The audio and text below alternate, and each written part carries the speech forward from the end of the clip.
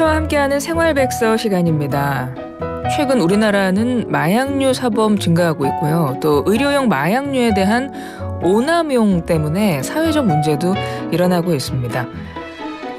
2023년에 의료용 마약류 취급 현황 통계를 보면요. 매년 의료용 마약류 처방 환자는 늘고 있고요. 국민 5명 중에 2명 이상이 의료용 마약류를 복용한 걸로 나타났습니다. 그래서 오늘은요. 의료용 마약류 오남용 방지하기 위한 정책에 대해 알아봅니다.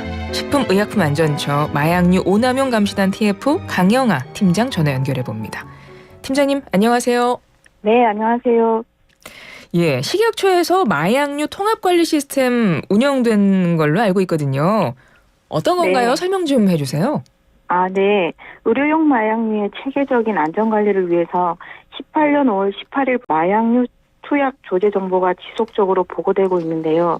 식약처는 여러 마약류 성분 중 오남용이나 불법 취급 이슈로 자주 거론되는 마약류의 처방 현황을 중점적으로 분석하고 있습니다.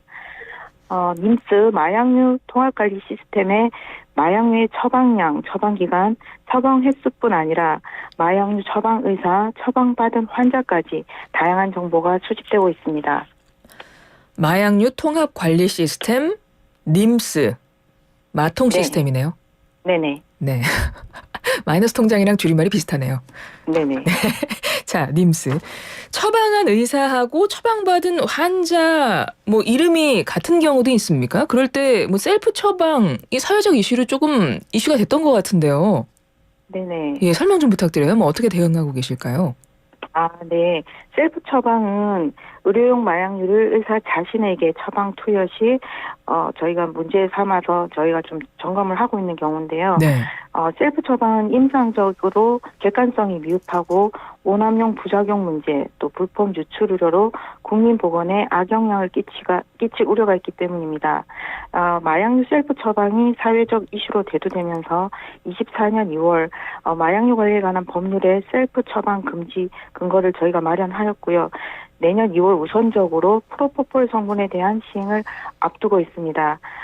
이에 따라서 의사와 병원 대상으로 적극적인 셀프 처방 자제를 요청하고 셀프 처방 상황을 모니터링해서 다빈도 의사의 경우 현장 감시를 통해 의료용 마약류의 적정 사용 여부를 지속적으로 점검해 나가겠습니다. 네, 셀프 처방 이것을 앞으로 자세히 보신다 그랬고요. 또 의료용 마약류 투약 내역을 확인할 수 있는 제도가 지금 시행 중이라면서요?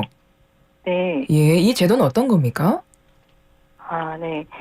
네. 이 제도는 의료용 마약류 투약량 확인 제도는 처방 단계에서 의사가 환자의 과거 의료용 마약류 투약 내역을 자동으로 확인하고 중복 처방과 같은 오남용 문제가 우려되면 처방을 거부할 수 있는 제도입니다. 이 제도는 지난 6월 14일부터 전국 의료기관을 대상으로 시행되었습니다. 현재 투약 내역 확인 대상 마약류로는 최근 사회적으로 오남용 사례가 다수 확인된 펜타닐 성분의 정제와 패치제이고 앞으로 ADHD 치료제, 식욕억제제, 졸피뎀과 같은 의료용 마약류로 그 대상을 단계적으로 확대해서 마약류 의료 쇼핑을 원천 차단할 계획입니다. 또 하나 더 말씀드리고 싶은 제도가 있는데요. 네. 바로 사전 알림이 제도입니다. 이 제도는 마약류 통합관리 시스템으로 보고된 처방 정보를 분석해서 오남용 방지를 위한 조치 기준을 벗어나 의료용 마약류를 처방한 의사에게 주의를 촉구하고 추적 관찰을 통해 처방 개선 여부를 관리하는 제도입니다.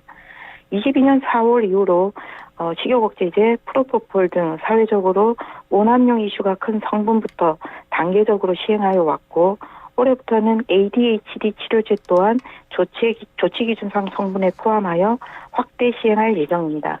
네. 그리고 이게 공부 잘하는 약이다라고 해서 잘못 알려진 약이 ADHD 치료제라고 들은 것 같습니다. 맞나요? 네, 맞습니다. 예, 네, 맞습니다. 이것도 좀 네. 평상시에 관리가 필요할 것 같은데요. 네네. 말씀하신 것처럼 ADHD 치료제는 환자가 공부 잘하는 약 또는 집중력 향상약으로 잘못 복용하거나 환자에게 의사가 과다 처방하는 등 일부 오남용 우려 사례가 있는 것으로 알고 있습니다. 식약처는 환자가 마약류 ADHD 치료제를 남용하지 않도록 일반인이 복용하더라도 주의 집중력이 좋아지는 효과가 없다는 점과 부작용, 중독 등 위험성을 알려서 잘못된 인식을 개선하기 위해 노력하고 있습니다.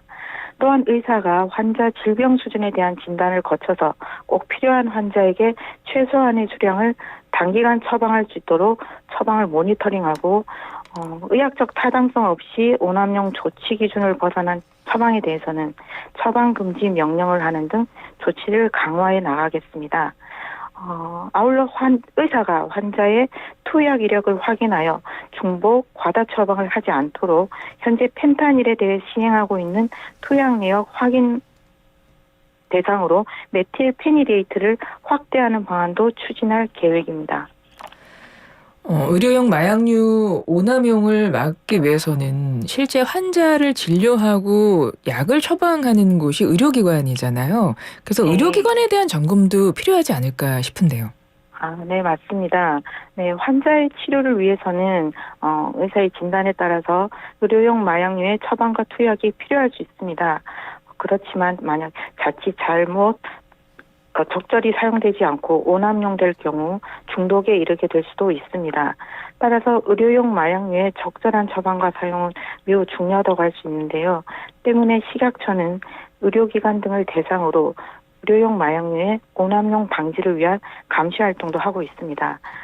이 감시 방법에 대해 간략히 소개해 드리자면 의사 등 마약류 취급자의 모든 취급 내역은 아까 말씀드린 것처럼 마약류 통합관리 시스템에 모두 보고되고 있는데요.